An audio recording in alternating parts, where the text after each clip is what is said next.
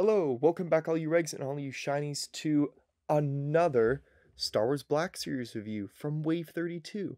Now today I am showing off the Death Watch Mandalorian as seen in Season 1 of The Mandalorian, Episode 8. Right, kind of in all the flashbacks, but it's most shown specifically in that one. Now, showing you a little side of that packaging real quick. It's very, very beautiful. Now, I really love the new direction that Hasbro is taking with the Mandalorian mold. Now, to kind of give you a side-by-side comparison, I have that original Mandalorian Loyalist from the Clone Wars line versus this. Now, the Loyalist was done on the Jango Fett body, and in a way, I feel like this one still very much kind of has a little bit of that Clone Wars-esque like style to it. I'm not really that big of a fan of the overall paint job. And this is one of the Black Series figures I was really debating getting for my collection or not still, just because I have the Super Commando, but I like Mandalorian, so it's still a topic up for discussion. This body is a whole lot much more bulkier, and it's hard to move around and get into positions than it is for this. So this figure really does stand out a whole lot better. Gonna kind of get into some quick stuff. Comes with that new blaster type that we were able to see in The Mandalorian. Now this is based off the Smith & Wesson 37mm gas gun. Can't tell you what it's actually called in Star Wars. I tried looking and that's all I really found.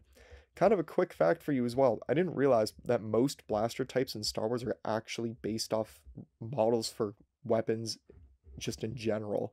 They just end up modifying it to look like this, what we see in the show. That was pretty interesting. Does come with that. Has a holster on the side for his pistol. It has that new holster type that we've seen really with the Mando, where it has that little button that sticks in here. It's a little bit difficult to get in, to be completely honest, but that's kind of the same thing for all of them. A very nice shade of blue all around the figure with these bright white details. Death Watch logo here. Such a big fan of that. For the new blaster type as well, the one thing I'm always concerned about whenever we get a new figure is how well it's going to hold something. Sorry. But you can really see it here too, that he holds it and grips that foregrip very well. I'll even pop it out of his hand for just a second. So there's that foregrip. Literally, arm goes up right into this, it slides right in. You don't have to jam the fingers or do anything wonky or crazy to get it to move around. Bring it up to shoulder. He has that neck joint too, so you can get those realistic shooting poses in where he moves his head down. The antenna on his helmet, the rangefinder I should say, moves up and down too, like any traditional Mando helmet these days, which is very nice.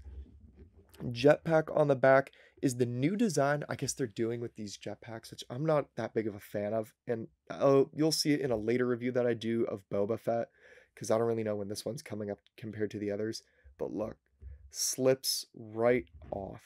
Now, I'm not too much of a fan because here, I'll get it back on, and now look, I'm going to try to play around with the figure and say my pointer finger right here is moving up the thigh to the waist, and I just so tap it with my finger. So you'll see. So if I go like this, it's off immediately.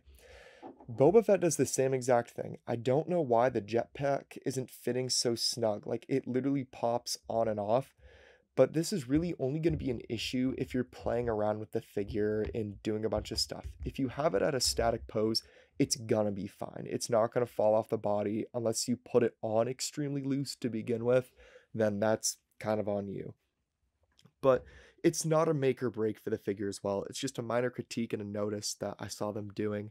The new Jump Trooper doesn't have that issue, so I feel like it must just be an issue with this chest plate design or something, even though Boba is a bit different. So I guess we'll see moving on from the future from there. But other than that, his legs move very well to give these poses. Just kind of threw together a quick pose for you right here. I know I'd love to see what members of our Discord do in our channels. Shameless plug to the Discord in there. But yeah, Other than that, that's all I really got to say about the figure. Out of Wave 32, I feel like, again, as I've said in my other reviews, this wave is full of absolute bangers. This is no exception either. It's a very beautiful Mandalorian figure, perfect for army building. You're going to want to get it in your collection. It's going to be easier to get to as soon as these figures start coming out more and more, but be on the hunt for him. Now, just want to thank you again all for watching. Please be sure to subscribe to the channel. Follow us on Spotify, Anchor, Apple Podcasts, and wherever podcasts are available. Again, plug in the Discord. Check it out. We have so much fun messing around with these and talking to people in our community about what we think when new figures come out or when we get them and we get to finally mess around with them and such. But yeah, thank you all so much for watching and have a great rest of your day.